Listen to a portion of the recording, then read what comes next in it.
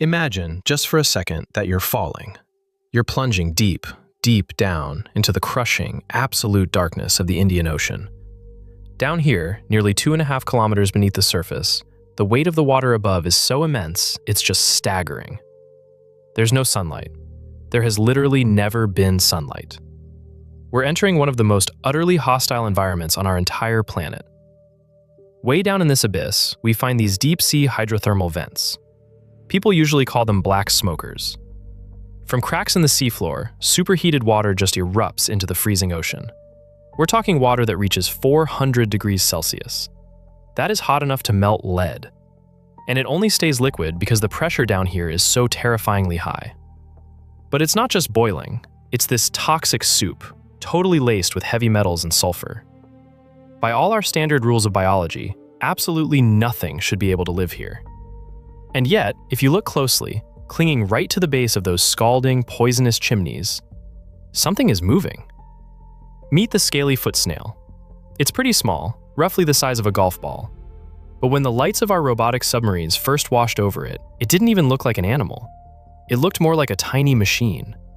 Because instead of that soft, squishy foot you'd see on a normal snail in your garden, this little creature wears a literal suit of armor.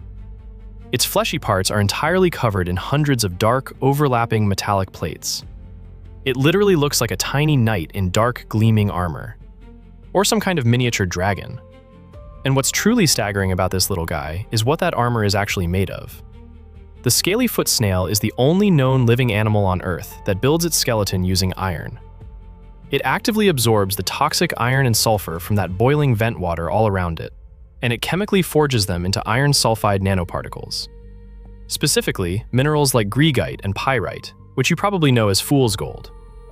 It actually uses the deadly poison of its environment to build a magnetic suit of metallic armor. I mean, if you took a refrigerator magnet and held it up to the snail, it would actually stick. For years, we just kind of assumed the obvious. You know, a creature living in a dangerous neighborhood, surrounded by predatory deep-sea crabs. It naturally builds itself a suit of iron armor for defense, right?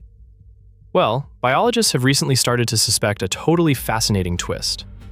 This heavy iron plating might actually be a biological accident. Because snails of this exact same species that live in areas with less iron in the water, they simply don't grow the heavy metal armor, and they survive perfectly fine. The iron might just be an unavoidable byproduct of living in an iron-rich soup.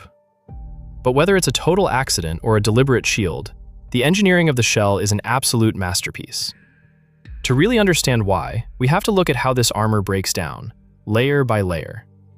The shell features what structural engineers call graceful failure. It starts right here, on the outside, with this incredibly hard, metallic, iron-infused exterior layer. When a predator, like one of those crabs, clamps down with its claws, this hard outer layer is actually designed to crack, but in a highly controlled, microscopic way. Instead of letting the crab's claw punch a hole straight through, those micro-cracks spread the crushing force outward, totally diffusing the energy across the surface of the shell. Then, right beneath that iron exterior, sits the real secret weapon. It's this thick, flexible middle layer made of organic material.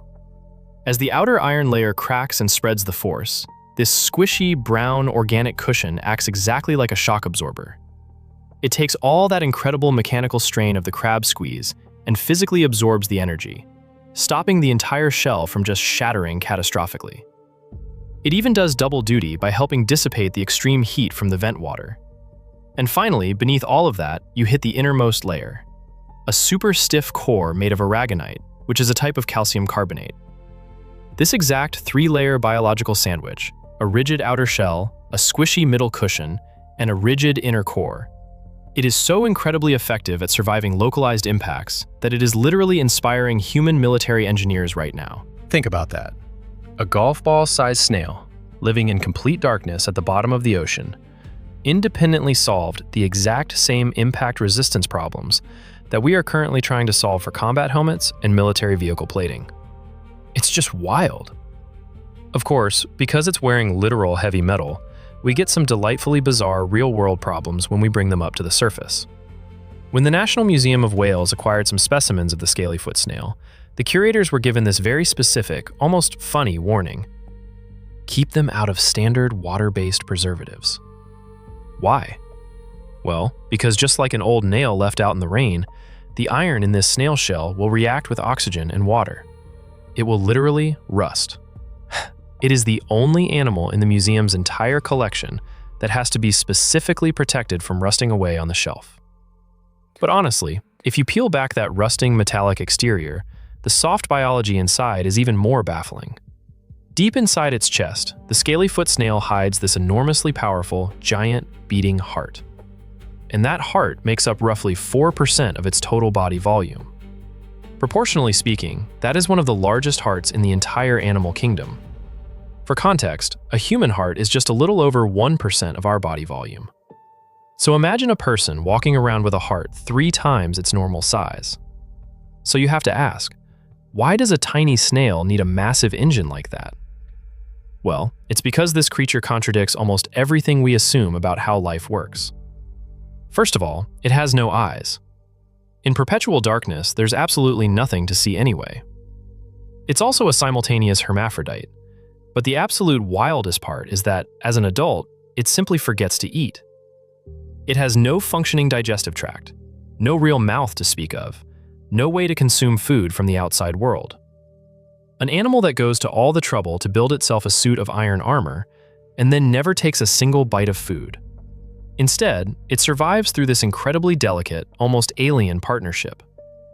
That giant, oversized heart we just talked about works in absolute overdrive for one specific reason.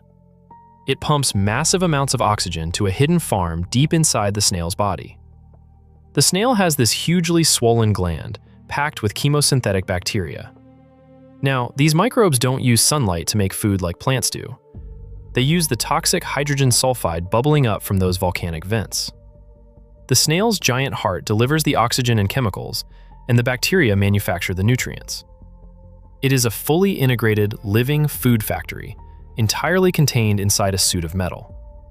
Now, you might be wondering where a creature this intensely specialized actually lives. Well, its home is incredibly fragmented, across just 3 isolated hydrothermal vent fields in the Indian Ocean. And what's super fascinating is that the snail actually physically reflects its specific neighborhood. In the Kyre field, where the water is heavily rich in iron, the snails grow that dark, black magnetic armor. But over at the Solitaire field, hundreds of kilometers away, where iron is much scarcer, the snails are pale, almost white, and wear armor entirely devoid of iron. The environment completely dictates the suit they wear, but that extreme specialization comes with a pretty terrifying vulnerability.